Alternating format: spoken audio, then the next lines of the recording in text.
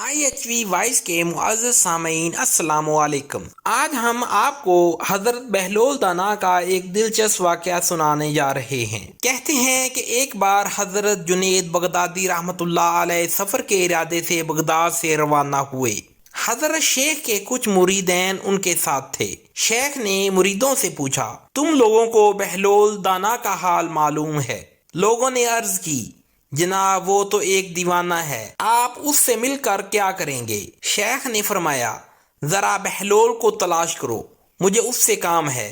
مریدوں نے شیخ کے حکم کی تعمیل کی اور اسے اپنی سعادت سمجھی، اور تھوڑی جستجو کے بعد ایک صحرا میں بہلول کو ڈھونڈ ڈالا اور شیخ کو اپنے ساتھ لے کر وہاں پہنچے۔ شیخ بہلول کے سامنے گئے تو دیکھا کہ بہلول سر کے نیچے اینٹ رکھے ہوئے تھے۔ شیخ نے سلام کیا تو بہلول نے جواب دیا اور پوچھا، تم کون ہو؟ شیخ نے فرمایا، میں ہوں جنید بغدادی۔ اچھا، تو تم وہی جنید ہو جو لوگوں کو بزرگوں کی باتیں سکھاتے ہو؟ بہلول نے کہا۔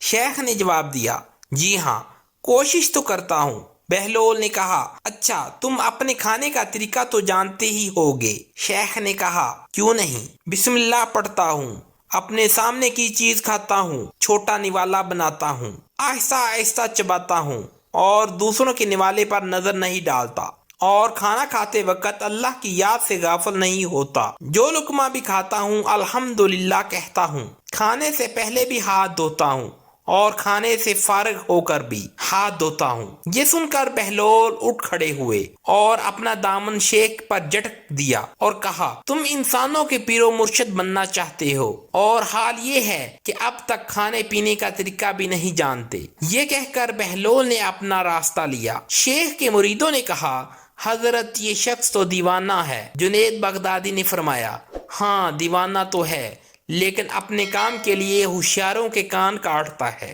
اس سے سچی بات سننا چاہیے، آؤ اس کے پیچھے چلیں، مجھے اس سے کام ہے۔ بہلول ایک ویرانے میں پہنچ کر ایک جگہ بیٹھ گئے۔ شیخ بغدادی رحمۃ اللہ علیہ ان کے پاس پہنچے تو انہوں نے پھر سوال کیا کہ کون ہو تم؟ شیخ نے جواب دیا، میں ہوں جنید بغدادی، جسے کھانے کا طریقہ نہیں آتا۔ بہلول نے کہا، تم کھانے کے آداب سے ناواقف تو ہو ہی، گفتگو کا طریقہ تو جانتے ہوں گے؟ شیخ نے جواب دیا، جی جانتا ہوں۔ بہلول نے کہا، تو پھر بتاؤ۔ شیخ کہنے لگے، میں ہر بات ایک اندازے کے مطابق کرتا ہوں، بے موقع اور بے حساب نہیں بولا، سننے والوں کو سمجھ کا اندازہ کر کے خلق خدا کو اللہ اور اس کے رسول صلی اللہ علیہ وآلہ وسلم کے احکامات کی طرف متوجہ کرتا ہوں۔ یہ خیال رکھتا ہوں کہ اتنی باتیں نہ کہوں کہ لوگ مجھ سے بیزار ہو جائیں۔ باطنی اور ظاہری علوم کے نقطہ نظر کو رکھتا ہوں۔ اس کے علاوہ شیخ نے آداب گفتگو کی بابت اور باتیں بھی بیان کی۔ بہلول نے کہا، کھانا کھانے کے آداب تو ایک طرف، تمہیں تو گفتگو کرنے کا ڈنگ بھی نہیں آتا۔ پھر شیخ نے منہ موڑ کر ایک اور طرف مریدوں سے خاموش نہ رہا گیا۔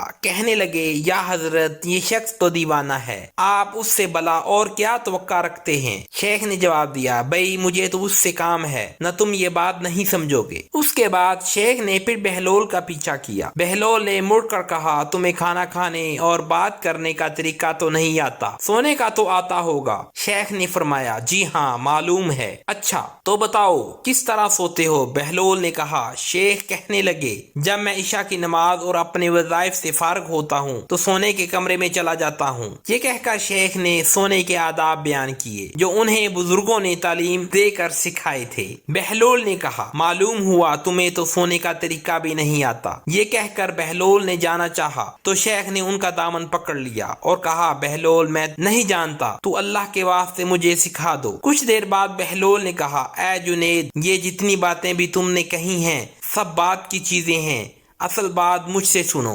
کھانے کا طریقہ یہ ہے کہ سب سے پہلے حلال کی روزی ہونی چاہیے۔ اگر غذا میں حرام کی آمیزش ہو جائے تو جو آداب تم نے بیان کیے ہیں برتنے کا کوئی فائدہ نہ ہی ہوگا، اور دل روشن ہونے کی بجائے اور تاریخ ہو جائے گا۔ شیخ جنید رحمۃ اللہ علیہ نے بے ساختہ ہو کر کہا، اللہ تمہارا بھلا کرے۔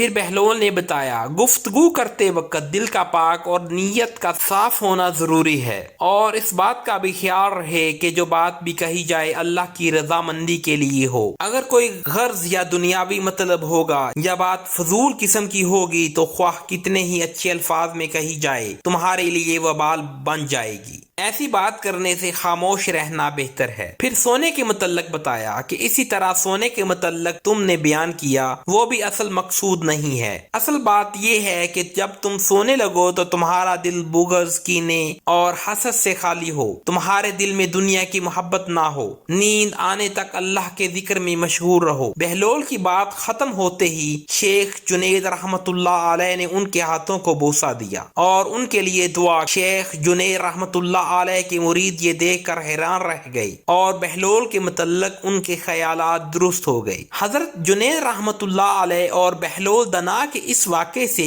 سب سے بڑا سبق یہی حاصل ہو کہ کچھ نہ جاننے پر بھی دل میں یہ جاننا کہ ہم بہت کچھ جانتے ہیں بہت نقصان پہنچانے والی بات ہے۔ اس سے اصلاح اور ترقی کے راستے بند ہو جاتے ہیں اور انسان گمراہی میں پھنسا رہ جاتا ہے۔